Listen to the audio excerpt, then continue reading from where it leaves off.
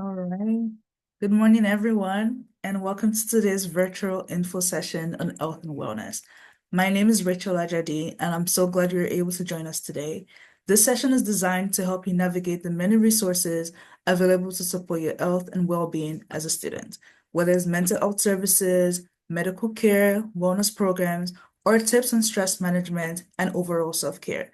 We're very fortunate to have a special guest with us, Holly Stacy, today from the Student Counseling Health and Wellbeing Department, who will be leading today's presentation.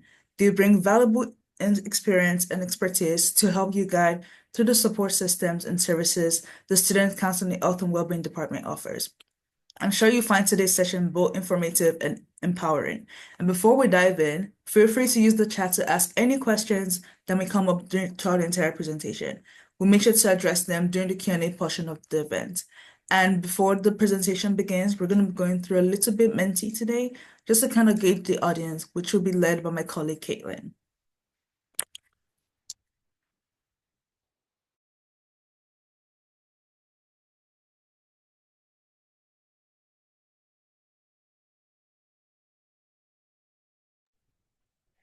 Okay, hi everyone. Good morning. I'm Caitlin. And before we begin, we have a quick survey for you all.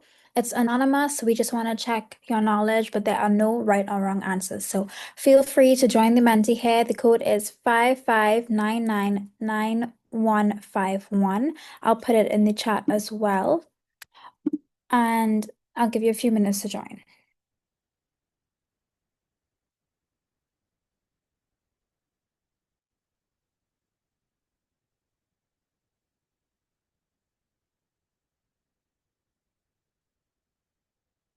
And if you are unable to join, you can always put your answers in the chat here on Zoom as well.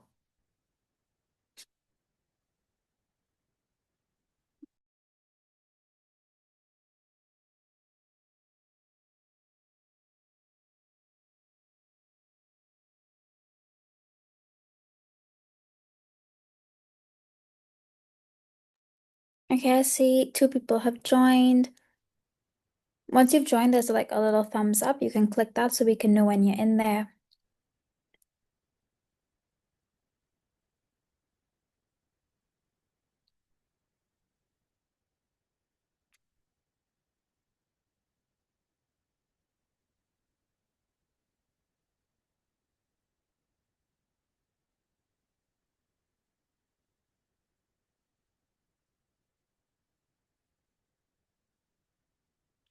Okay, a few seconds more before we begin.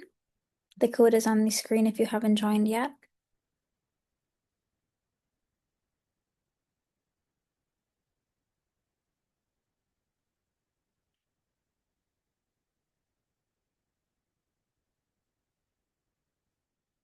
Okay, we'll get into it now. So first, we want to know, where are you joining us from? You can type your answer in the chat on Zoom or on the Menti. Toronto, Switzerland, Milverton, Mongolia, Asia.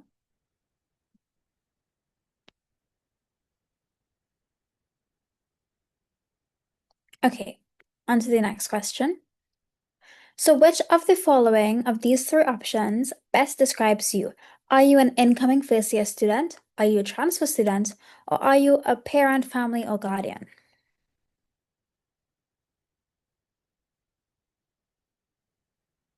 Okay, we have 4 first year students here, 2 transfer students.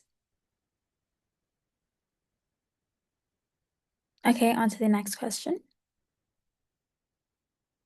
And if you're just joining us and you're not in the Menti, you can put your answers in the chat. So, what's one way to describe how you're feeling about starting university? Excited, nice. Nervous, that's valid, but we're here to kind of help you get through that. Excited. Responsible. Yes, the university presents a lot of new responsibilities. Anxious, again, we're here to help alleviate that. Okay, next question. What are you hoping to learn from today's session about health and wellness?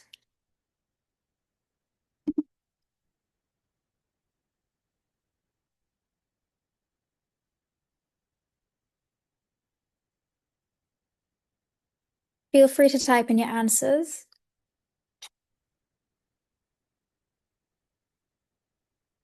Mental health,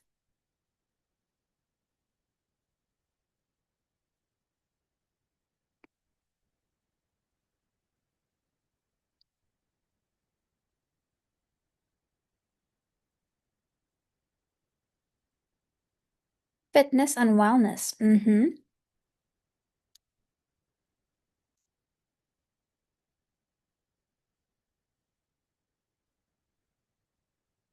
What else are you all hoping to learn?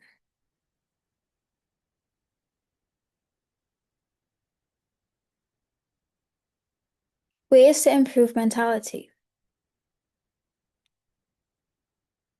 What students' method? Okay. Health promotion. Good. Well, our campus partner here today from Student Counseling Health and Wellbeing, Holly, will be sharing all of those things you want to learn with you. So thank you for sharing your answers with us, and we're so happy that you're here in the session with us today. So we're going to begin the session shortly. No matter where you're joining us from, just sit back, relax, and enjoy what we have for you today. And be active in the chat. Any questions, ask, and we will answer.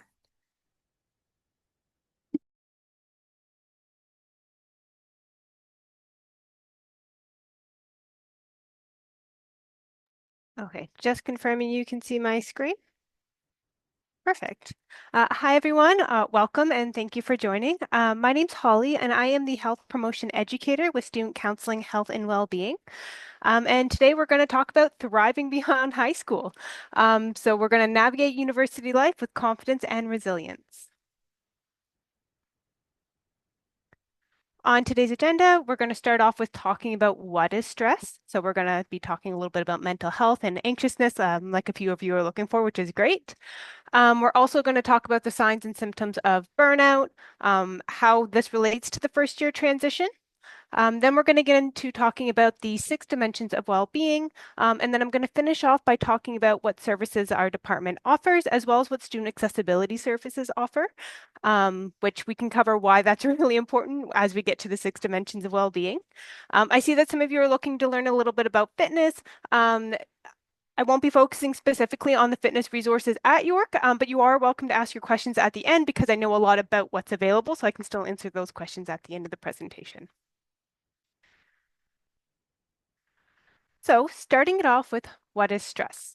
So at some point in our lives, we have all experienced stress, whether that's academic, that could be work, relationships. But what is stress really? To put it simply, stress is a state of worry or tension caused by difficult situations. It is rooted in our primitive past, and it's actually a survival mechanism triggered by threats. So way back in the day, that could have been something like a mountain lion, and that would prompt us to address any challenge or threat of or change really of any kind. Today we experience that a little bit different, and it definitely manifests in different ways, more like tests and deadlines. Um, but nonetheless, our body still has the same reaction.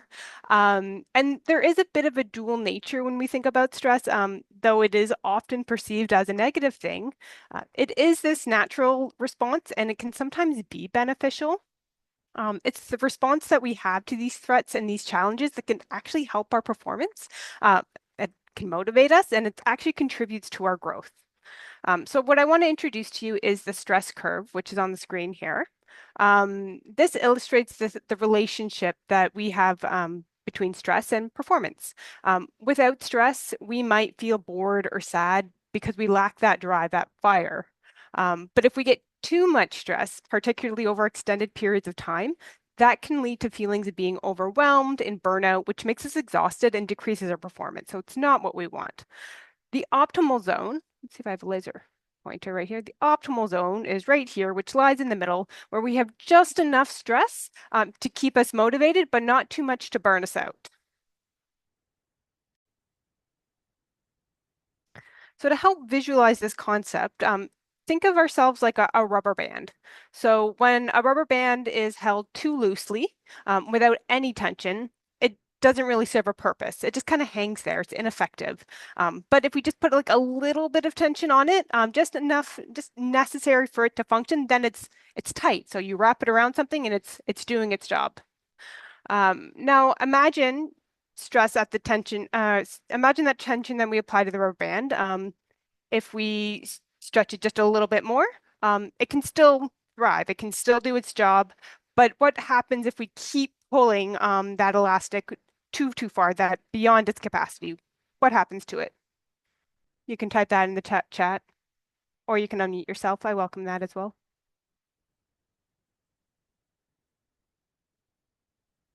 Anybody with ponytails, what happens when we overstretch our hair elastics?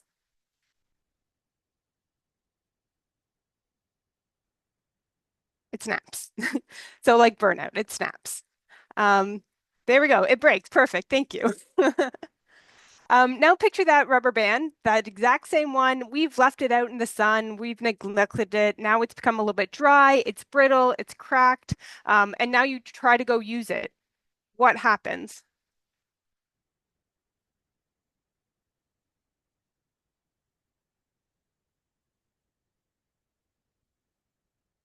It crumbles, exactly. It crumbles, it breaks, it snaps, it can't serve its function. And this is a great representation of when we don't tend to self-care. Now imagine we're sharing that elastic band with somebody else. So I'm holding one end, my friend is holding the other, and it really starts to get stretched too far, and I'm too overwhelmed. What happens to that rubber band when I'm pulling too hard on it?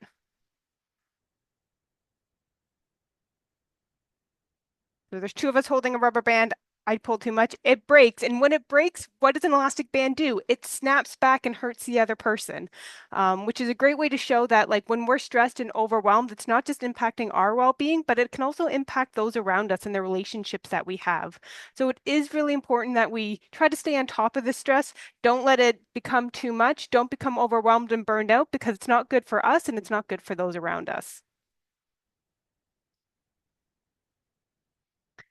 So stress and burnout can take a serious toll on both our physical and our mental health. And sometimes we don't even immediately recognize it. And we might misattribute what we're feeling or how we're acting to something else entirely. And it can show up in different ways for different people. So just type in the chat, what are some things that you recognize about yourself when you're starting to feel stressed and overwhelmed?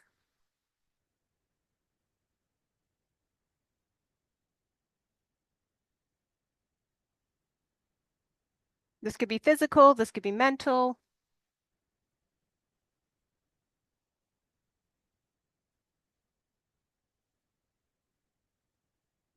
Headaches, suboptimal decisions. Good. So some ways that stress might show up, oh, emotional fragility, yes.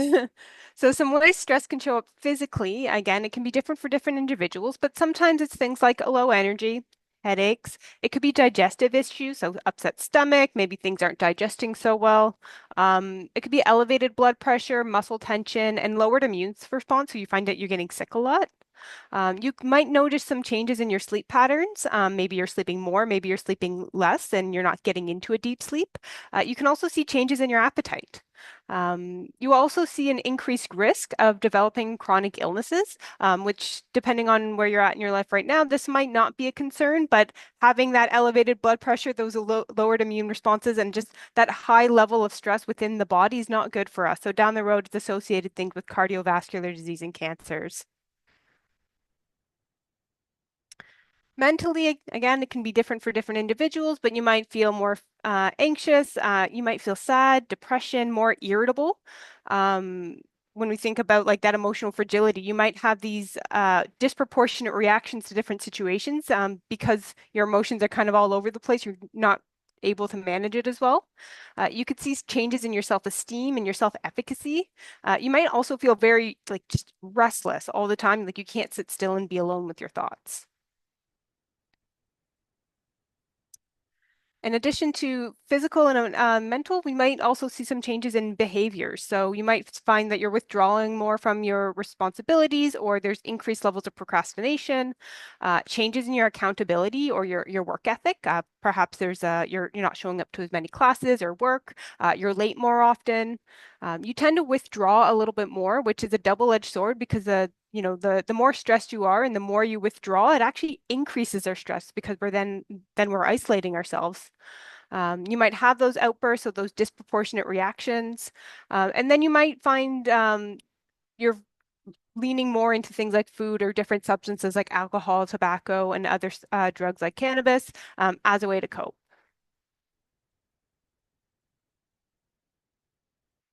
So you might be thinking, classes hasn't even started yet, so why are we talking about stress and burnout?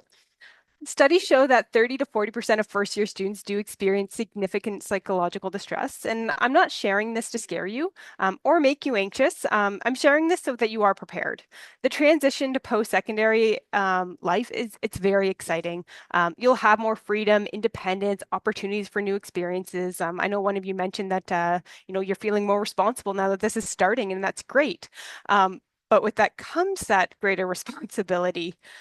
So for example, no more curfew. Great. You could stay it as late as you want until you realize that nobody's waking you up for your 8 a.m. class or you're too tired to wake up. There's more financial freedoms. Awesome. Until you see the price of eggs and toilet paper, it's actually ridiculous. So living on your own does mean managing your time, your money, and your well-being. And this is often for the first time for many first-year students. So this stage of life does require a lot of self-regulation, discipline, planning, coping skills. And while it's all fun and full of opportunity, it can be very overwhelming.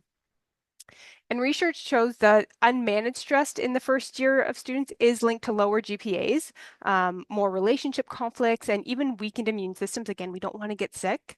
So learning how to manage stress and navigate the upcoming challenge early is key for building resiliency, supporting your well-being, and your academic success.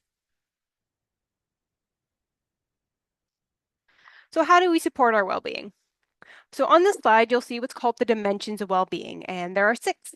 They are interconnected. We have financial, physical, mental, social, spiritual, and cultural, as well as occupational, which for me, I always consider that to be more the academic, particularly for students. And each one plays a role in how we manage stress and build resilience. When we actively take care of these areas, especially during stressful times, we strengthen our ability to adapt and handle these challenges. So I want you to take a moment right now and just reflect on your own well-being during a recent period of stress. So perhaps finishing off high school, you just had a final exam, or if you're working, you experienced something very stressful. On a scale of 1 to 10, um, I want you to rate yourself in each dimension. And when I'm actually going to ask you to annotate, where's the annotate here? I want you to share with us. So just go around the circle and circle where you rank 1 to 10, 1 being the lowest, 10 being the highest, in each dimension of well-being. So I will join you on this one. So the dollar sign here is obviously financial. I'm going to put myself here. I'm going to put myself here.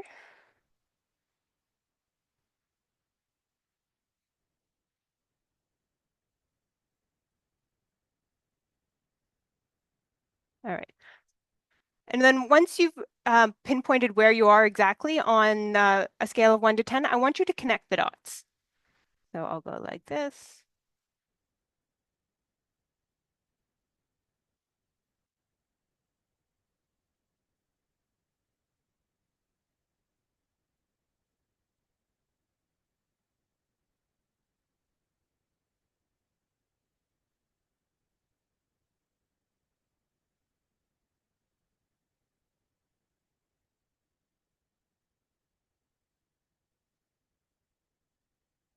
All right, I'll give you a few more seconds. And don't forget to connect the dots.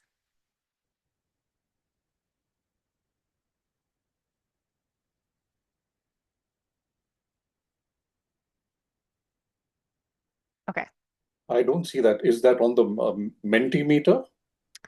So on your Zoom taskbar, your toolbar, there should be an option there that says annotate.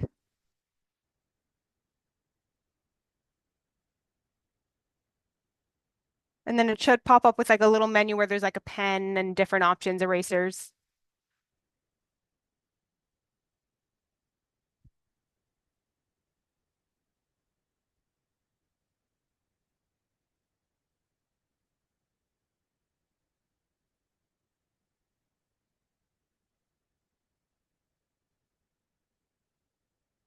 Okay.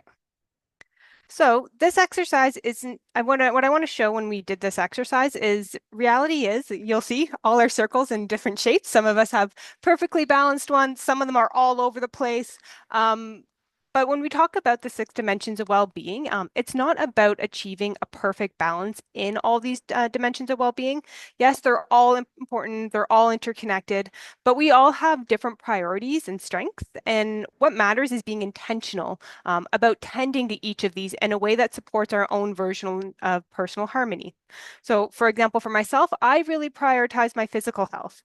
It's top priority for me, but because of that, I might see some changes or I might not do so well in some other dimensions because I really care about my physical health. I go to bed really early. I miss out on some social activities because I really care about my physical health. Sometimes financially, that can be a little bit more difficult. Eating healthy isn't always easy. Finding that work-life balance, I'm not going to work overtime specifically because I prioritize that so much. But I aim to get at least, I like to be 50% in all areas. So at least a 5 out of 10 in all areas of well-being. In some areas, I'm going to do better. In some areas, I'm going to do a little bit less. But that's what works well for me. And I feel well doing that. So when we talk about well-being, so say some of you aren't doing, that minimum of 5 to 10, 5 out of 10 in a certain area, and you want to work on it. What's great is York has so many resources to help support every one of these dimensions. So regardless if you're doing well and you want to enhance it even more, or if you're not doing well and you just want to get a few steps, it's convenient because we have so many resources available for you on campus.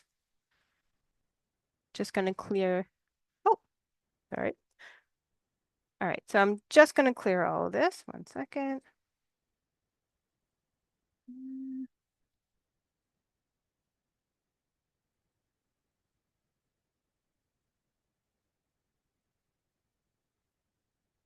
I'm going to ask my co-host. I'm having a hard time clearing the annotate. Oops.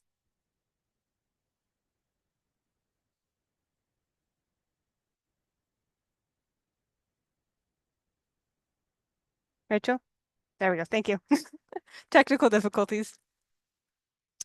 All right, so we have talked a little bit about stress and burnout already. And to be honest with you, it's not so much a matter of if it happens, but more about when it's going to happen. Again, not to scare you or make you feel anxious, just want you to be prepared.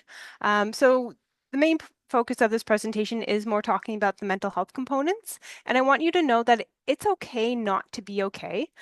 Mental health is a state of well-being that we all have. We all encounter challenges and may feel stressed, anxious, or overwhelmed, or even sad at times. And these emotions are a natural part of life. But recognizing and addressing these feelings is the first step towards healing. And just as we manage our physical health by seeking help when we're sick, whether that's calling our mom or visiting the doctor, we should also care for our mental health. And when we're not feeling well mentally, reaching out to friends, family, or even professional can provide the support and comfort that we need. We don't have to face our challenges alone, and we don't have to face these feelings alone. So again, it's okay not to be okay. So now we're going to talk a little bit about what resources are available to support your mental health at York. So my department, Student Counseling, Health and Wellbeing, we are a student support service within the Division of Students. Our department is comprised of 3 units that provide a range of health and wellbeing services to foster academic success, student development, and an engaged community. The 3 units are student counseling, we have health services, health education, and promotion, and then we have well-being. And we're going to be covering these 3 units in more depth in the upcoming slides. So we are located on all 3 campuses, and students can access services at any campus, regardless of which campus you are affiliated with. So if you're a Keele student, but you live closer to Markham, you can use the services at Markham. Same thing as if you're a Glendon student, but you want to come to Keele, you're welcome to do that as well. At Keele, we're located at the Bennett Center for Student Services, room N110. When you start off, you'll probably get to know this building very well because we share the same building as the registrar's office. So anything related to your finance transcripts, we're in the same building. And as you can see in the picture here, we have a nice space, and I think we have one of the nicest spaces on campus. We've got very nice colors. We have paintings, coloring books. Those plants on the wall are in fact real. We have a living wall. It trickles water throughout the day. It's really nice. And we have a fridge full of snacks. At Glendon, we're located at the Student Success Center in York Hall, B108. The Student Success Center acts as a central intake point for student services. So in addition to SCHW, there's also Student Accessibility Services, also known as SAS. There's International Student Support, as well as Student Life. And then at Markham, it takes a similar model as Glendon. The services are embedded within student services. So you can also find student accessibility services, the Office of Student and Community Relations, Residence Life, and the Career Center. Now, there are different counseling services available at York, so I just want to take a moment here just to distinguish them for you, just to kind of eliminate any confusion. So our department, SCHW, we serve all York University students. So this is undergraduate, this is graduate students, as well as schools continuing study students. But there is also graduate student wellness services that is specific for graduate students. So they're welcome to use our services, but they can also go to the graduate student wellness services. There's also counseling available for students within Osgoode Hall, which is any Osgoode JD or international students affiliated with Osgoode, but again, they can still use our services.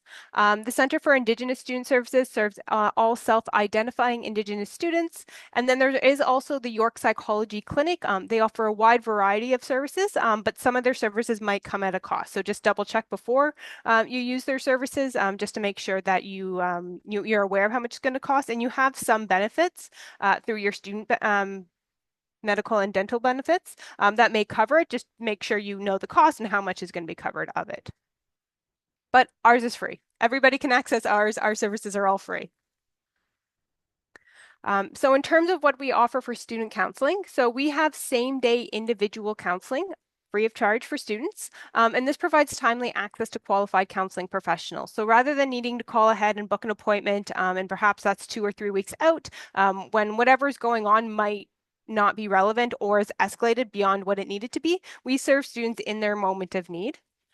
We are open Monday to Friday between 9 and 3 p.m. being the very last appointment, and you just show up. First come, first serve. Again, no appointment necessary. You don't need to call ahead. You just take the next available appointment. Use of our service is confidential, which means anything that is spoken about within the counseling session stays within the counseling center. It's not shared with others, and I'll talk about this a little bit more in another slide.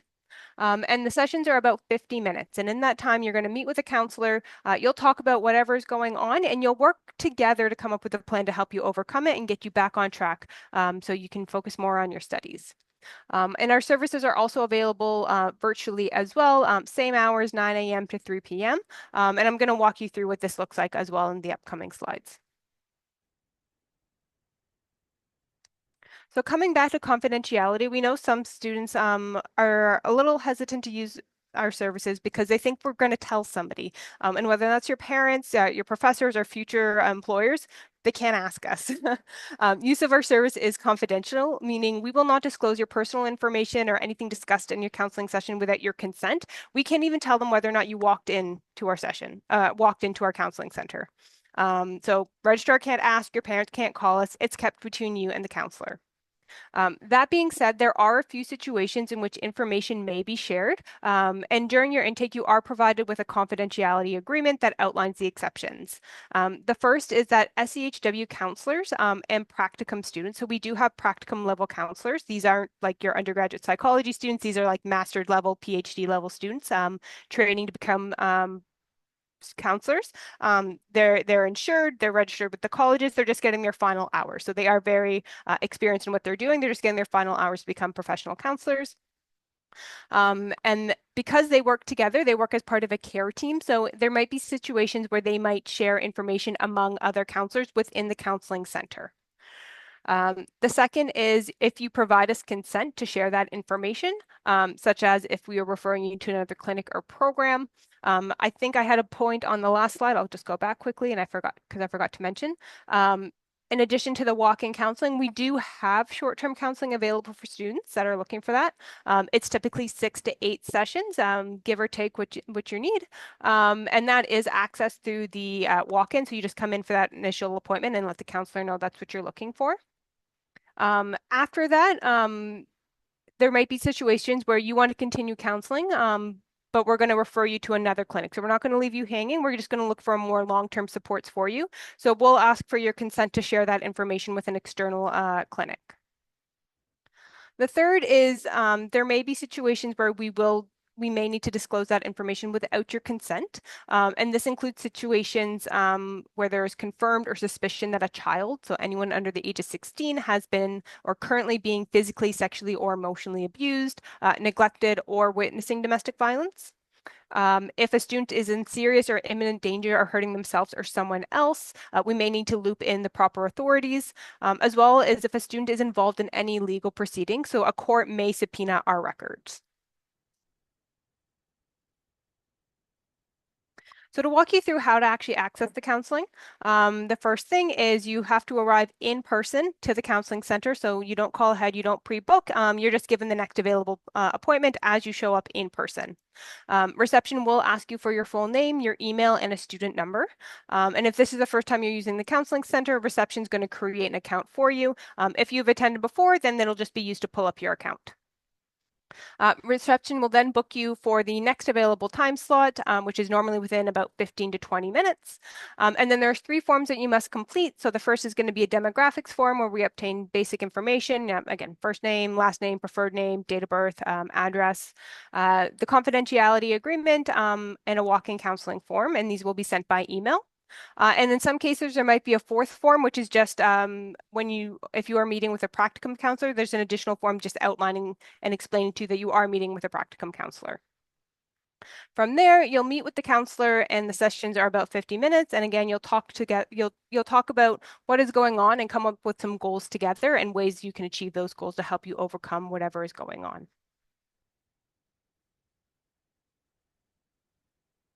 And then for a virtual booking, it works slightly different than in person. The difference between in person and virtual is if it's in person, you just take the next available appointment. You can't reserve a spot.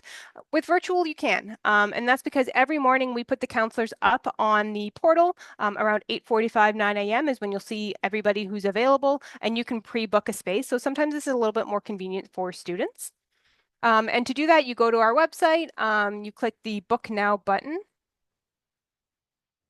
Sorry, I'm just having a sip of water here. You click the Book Now button, and then from there, you're actually going to be prompted to log in with your Passport York, which will take you to our online portal. So because our platform is completely separate from YorkU, you will need to log in a second time after Passport York, and this is into what's called an OWL account. So the portal we use is called OWL. If you used our services in person before, we've set that up for you automatically, and there's a default password set up for you, and the instructions and what that password is are available on the screen. And if it's your very first time, then you just create an account. Once you're logged in, you then select a location. So there's 2 options. You can see there's one for student counseling, and then there's one for graduates. So as an undergraduate student, you'd select student counseling. If you're a graduate or an undergraduate student, you can access either one. And then from there, you'll see which therapists are available and what time, so you can pre-book your space. Because it's a same-day service, if you are looking outside of our operational hours, so let's say it's a Saturday at 7 p.m., you won't see any counselors available, and that's because every day we are putting them up and then taking them back down. So if it's outside of 9 to 3, it'll just say no counselors available. You'll just need to check back the next day. And outside of the portal, it is a very similar process. So now that you've booked your appointment, reception will then send you the forms by email. You just need to fill them out before your appointment, and then you'll meet with the counselor. Just note that counseling will not happen or may not happen in any type of public space. So we do ask that you do try to go somewhere quiet where you have private space to talk about whatever is going on. We do have private spaces also available in our office. So if you booked a virtual appointment, we have 2 rooms available here. You just walk in, tell reception, hey, can I borrow the room? And they'll let you in. We have a laptop. Any question about counseling before we go forward?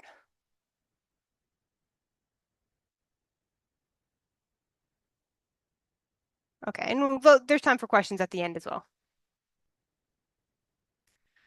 So we talked about counseling. Now we're going to talk a little bit more about student health, health education, and the promotion team. So this team includes 2 public health nurses, Ayan and Simran, which this is actually a legit graphic of what they look like, and a health promoter, which is myself. And I oversee a team of peer health educators, which are work-study students that are just very passionate about health and well-being. So as you enter into your second year, if this is something that really interests you, I encourage you to apply for these positions. So our nurses take a proactive, preventive, focused approach to health. So instead of just treating illness, they work to keep students healthy through education and early intervention. Instead of a downstream approach, which is when you would go to a doctor and the doctor would just treat whatever's happening. Their services include what's called Ask a Nurse. This is available in person and online. And in these situations, you can ask the nurses your health questions. So sometimes you don't always need to go to a doctor. You just need to be pointed in the right direction. And that's what they're there for, to help you navigate the healthcare system. So you can ask your question and they'll point you in the right direction from there. The in-person happens typically 1 to 2 times a month. And they'll be posting that on our events page so you know when you can meet with them in person. But their online is available at all times. It takes them about 5 business days to respond to your questions, sometimes sooner, but you can submit that question at any time. They also have blog posts and their website has a lot of great health information and resources. They focus a lot on communicable disease management. So right now there's measles outbreaks, not on our campus right now, as far as I know, but if that were to happen, they'd be tackling that. They also do N95 mask fit testing. So if you are a nurse or in a field that requires N95s, you can have that done here. They also host a biannual health fair, which we'll talk a little bit more when I talk about the well-being, but it's a really fun event.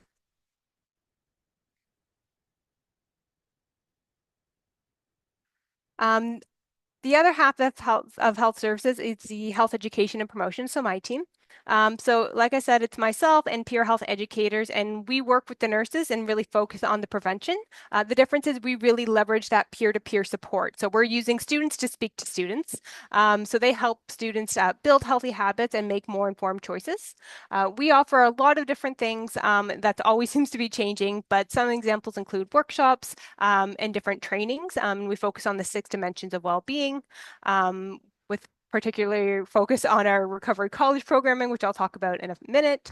We also do a lot of campus outreach and tabling throughout the year, so you can find us on different locations across the campus. We have games, we have prizes, and we're just trying to educate the community on different areas of health and well-being.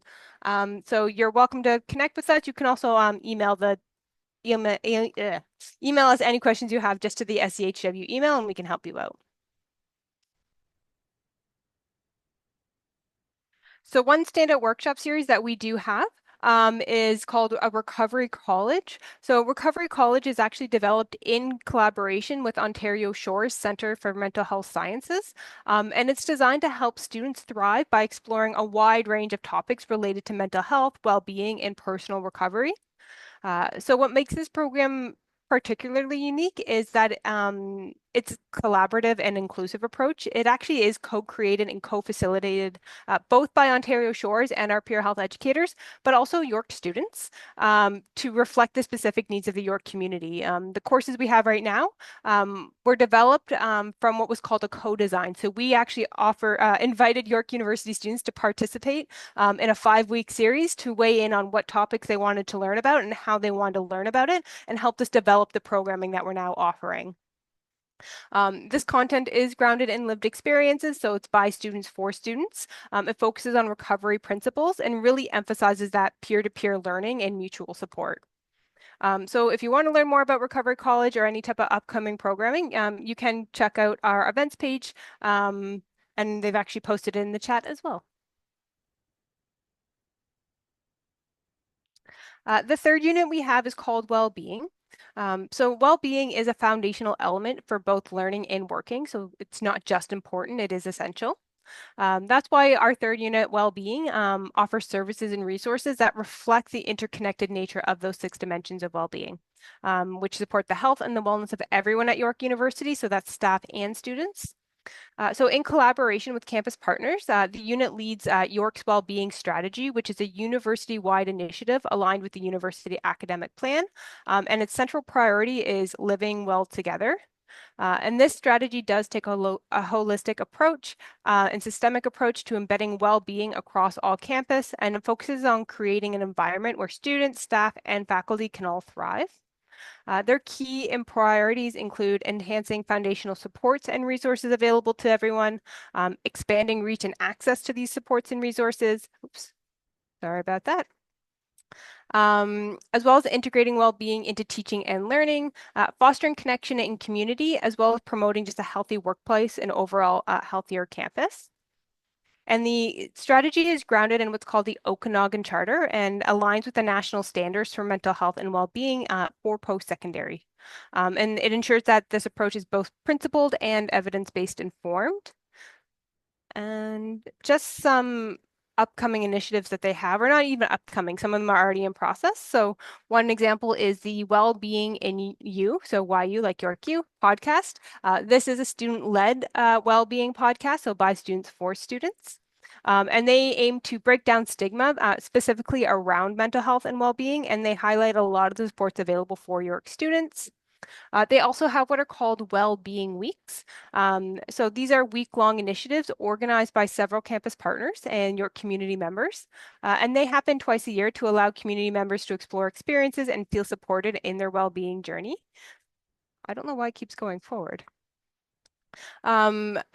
And then it's actually during this well-being week that we have the biannual health fairs facilitated by the nurses. So they're going to bring together a bunch of campus partners and community partners that can support your health and well-being. So if you want to learn more about those resources, definitely attend those. I believe the fall one is October 7th at the Keele campus, and it's going to be October 8th, October 8th at Keele campus and October 9th at the Glendon campus. And then in the winter, it'll be March 4th at the Keele campus, and then March 5th at Markham campus. So we'll be across all 3 campuses, and you'll be able to connect with all those resources.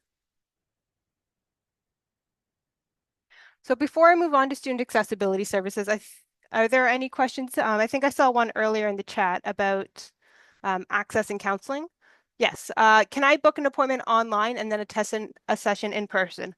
No, because it is same-day walk-in model. So if you want an in-person appointment, you can only book it as you physically show up in person. You can only book online for online appointments. Any other questions about counseling, health services, or well-being?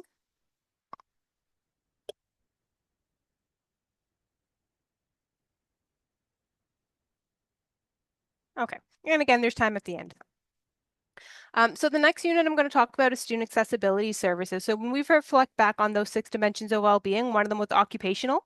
Some students have jobs, and it is really good to find that balance between academics, jobs, and your personal life as well. But a lot of students are students. So to me, your academics is your occupation. So it's really important that you're aware of what resources are available to support you with that.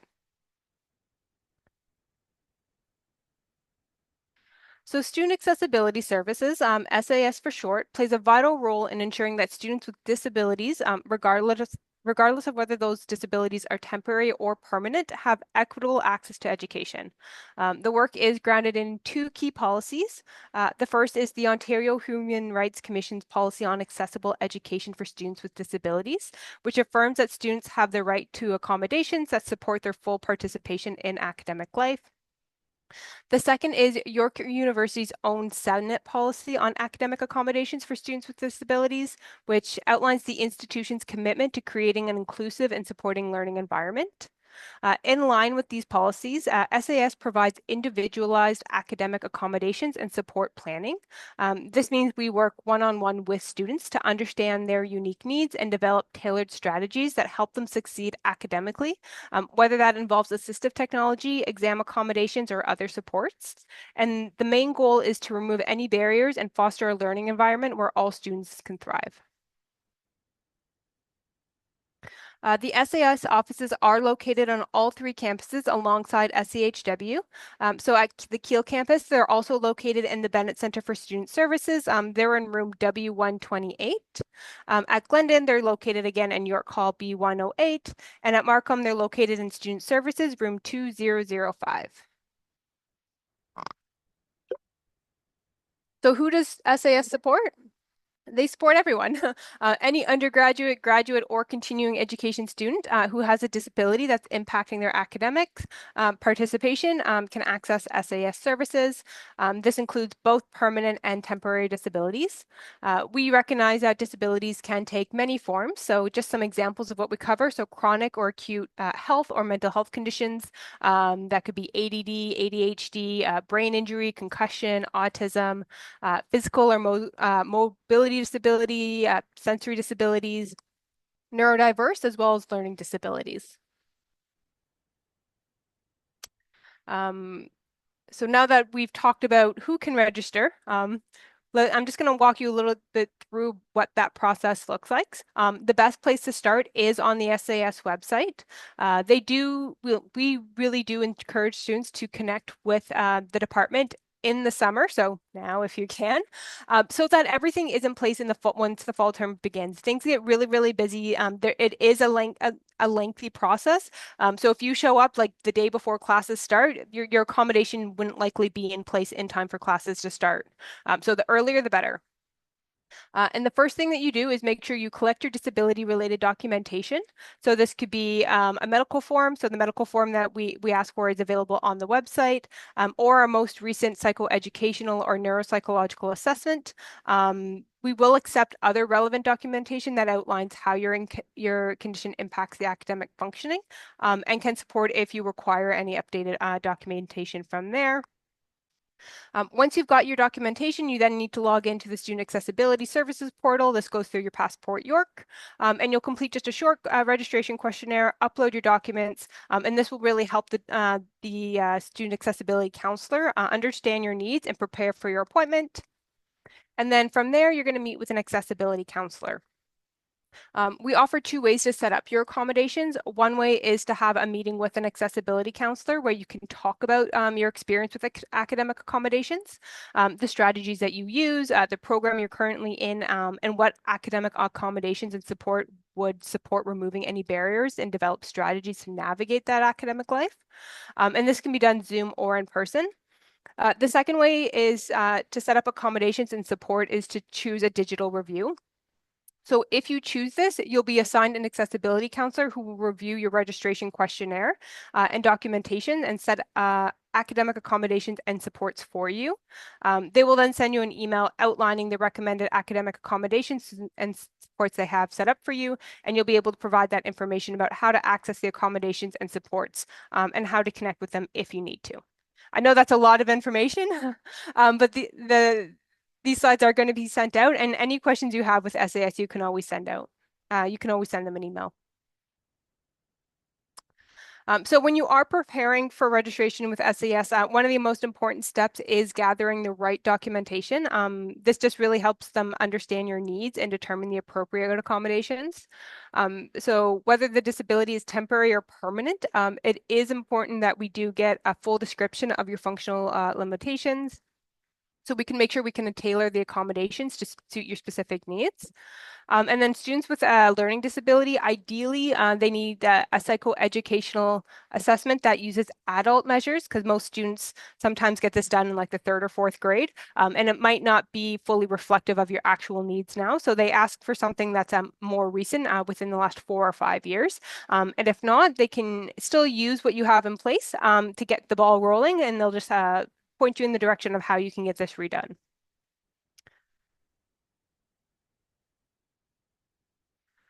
And this is just a list of things that we can use. Again, they are looking for more recent and specific documents, but if you don't have it in place, they can accept doctor's notes, old assessments, and an IEP just to get the ball rolling. This doesn't mean that this specific accommodation will be put in place. These are kind of just a placeholder until you get the right ones. Okay, and that's all I have for SAS. Are there any questions about SAS before I just talk about the final resources?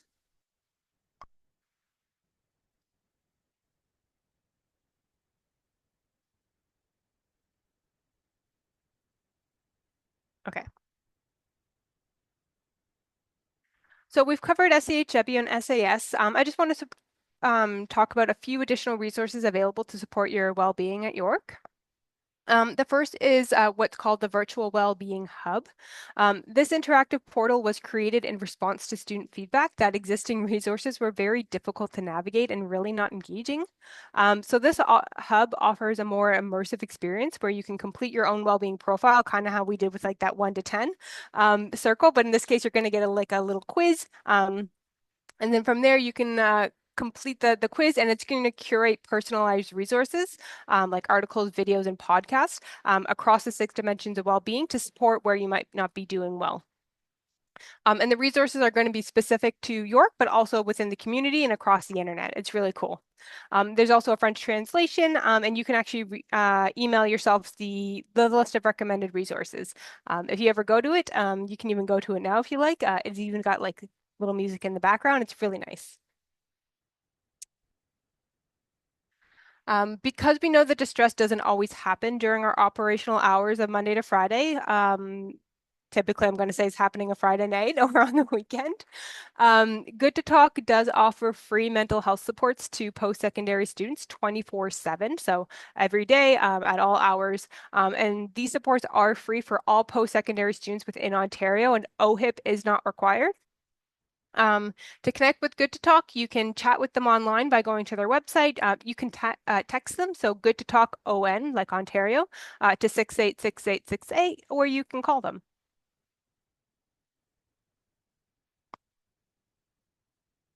In terms of medical supports, so as you may or may not know, York University currently doesn't have a dedicated primary care clinic on campus. The only option is an Apple Tree Medical that's located in York Lanes. And it's not owned by York, so while it's conveniently located, its limited hours and long wait times often don't align with the busy schedules of students.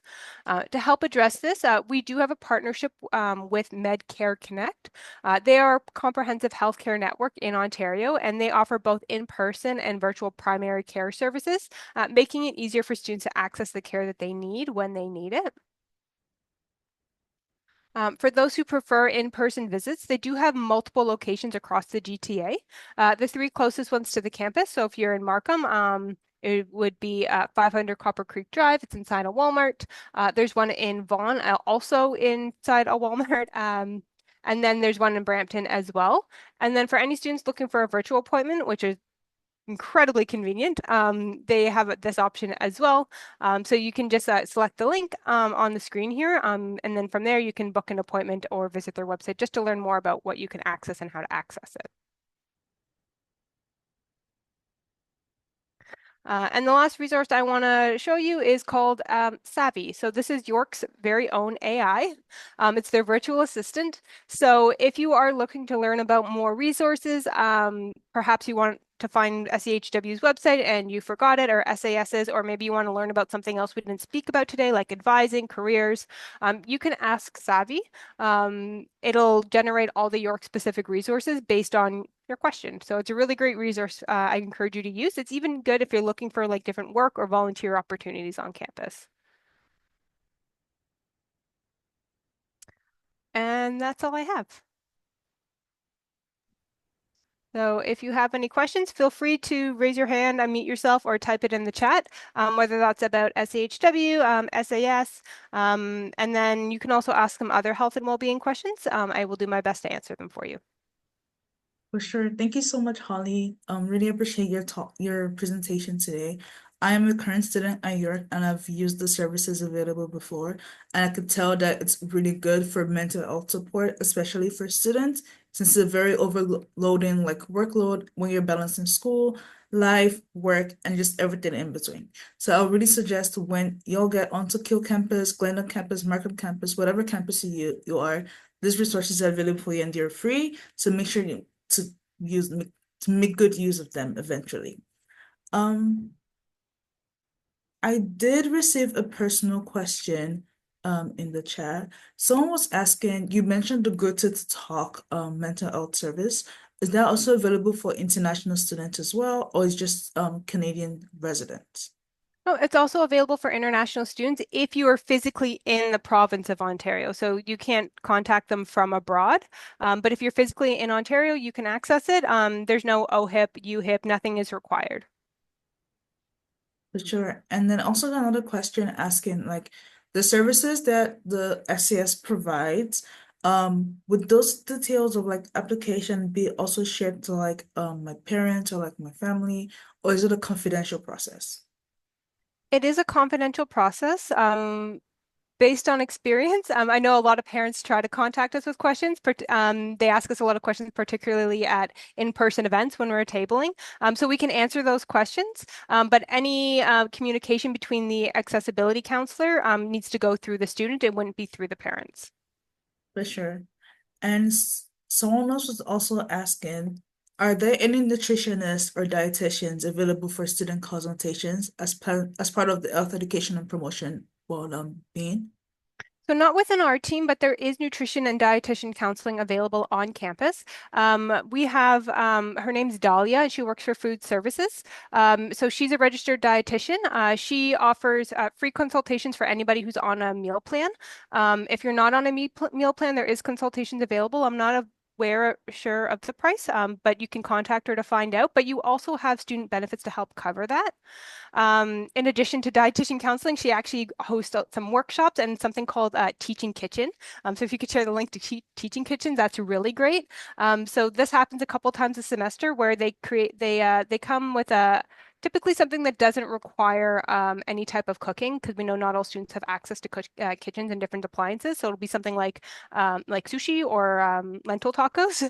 So they'll pick a recipe, and then a chef will actually walk you through how to make it. It's all completely free. So even if you don't want to make it going forward, you at least got a free meal from there.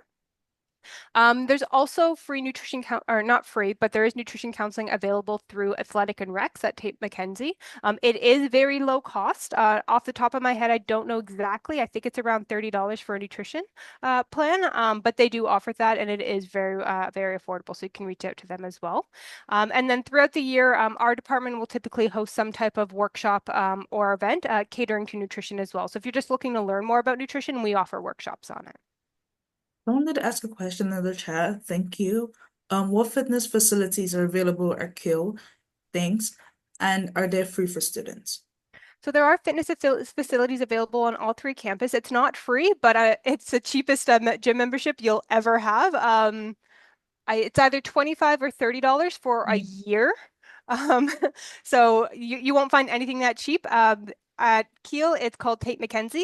At Glendon, it's the Glendon Fitness something Glendon. Glendon has one. And then at Markham, they actually have a partnership with the Pan Am Center. So it's a massive gym that connects right to Markham. So you can access it from there. Sounds good. Thank you.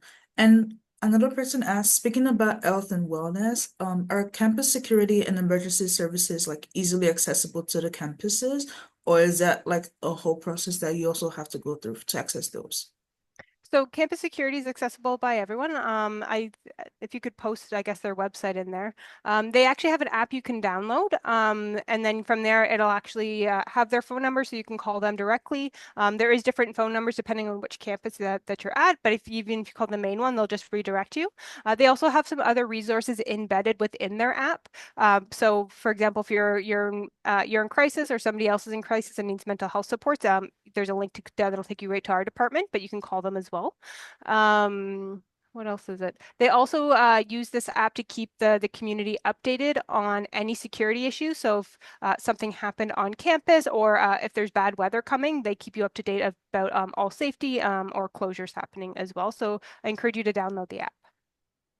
Oh, sounds great. And yes, I would also recommend everyone download the app, especially when there are like security concerns on campus or like weather updates as well. That would be a really good tool to have as students. And our final question for today, someone also asked, are residence buildings equipped to support students with accessibility needs? Are resident students? Residence buildings, are they equipped to support students with accessibility needs?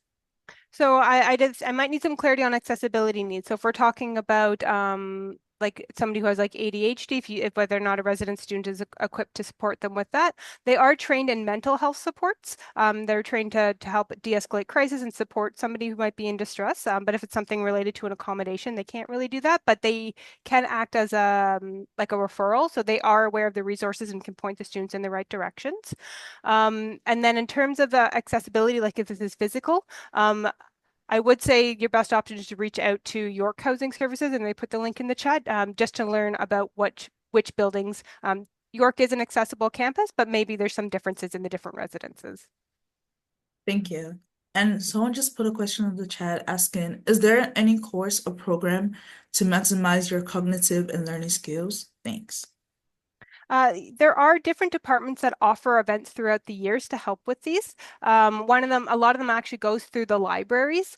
So they offer different workshops that can help students with their learning. And that may be around like note taking, researching. So I definitely encourage you to lean on them. And you can also connect with student advising.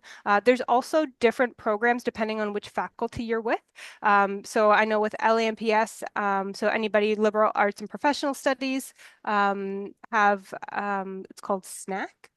There's also the PASS program. So I think anybody within kinesiology, psychology, anybody within LAMPS, they all have their own specific PASS, which is peer assisted mentoring and peer assisted tutoring. So you can reach out to them as well. For sure, thank you. I believe that's all the question I received. Again, if you have any question, feel free to put it in the chat. Otherwise, if there are no questions, we're gonna go on with the last half of our Menti that we began with, and then we'll have an outro and then we're done for today. Any more questions? No? Okay, so we're gonna move on.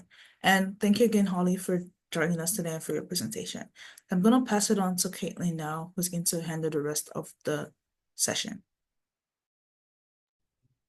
Okay, so we have another Menti for you all now.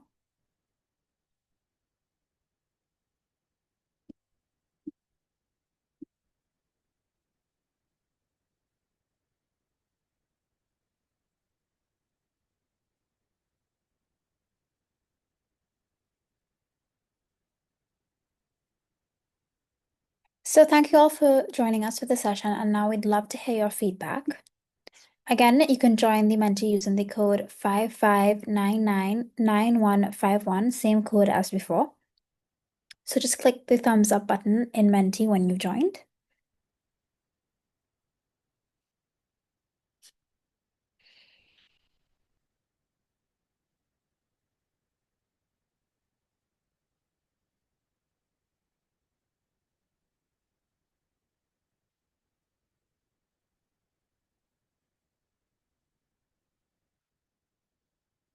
We'll give you all just a few more seconds to join.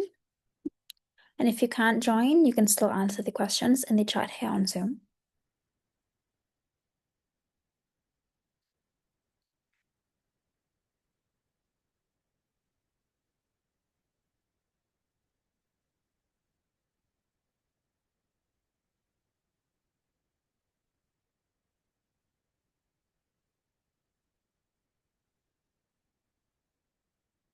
Okay, so we'll get started now. So how satisfied are you with today's session? Are you satisfied, feeling neutral, or are you unsatisfied? Is there more things you need to know about health and wellness? Okay, 2 people said satisfied. Great. Okay, on to the next question.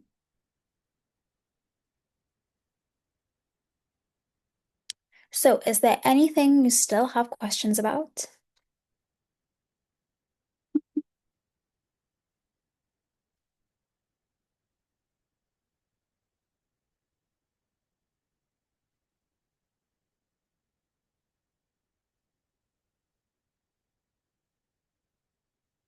Someone said today was wonderful. Thanks, Holly. Yes, thank you, Holly. It was a really great session. Right, great. So it seems like everyone got what they wanted answered.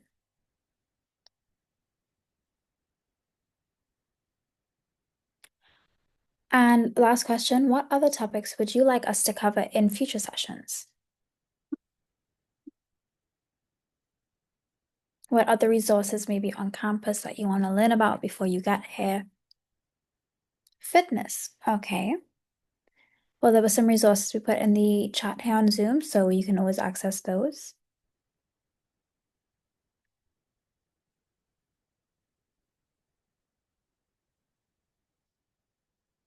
Anyone else?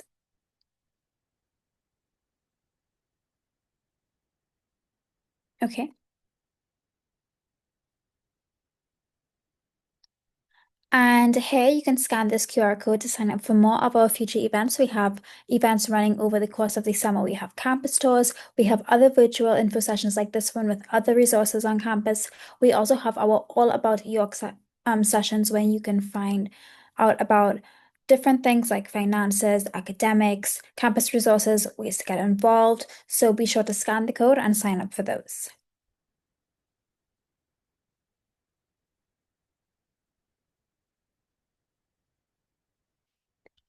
Okay. Well, we'd like to say thank you to everyone for joining us today, and thank you so much, Holly, for such an insightful and informative presentation.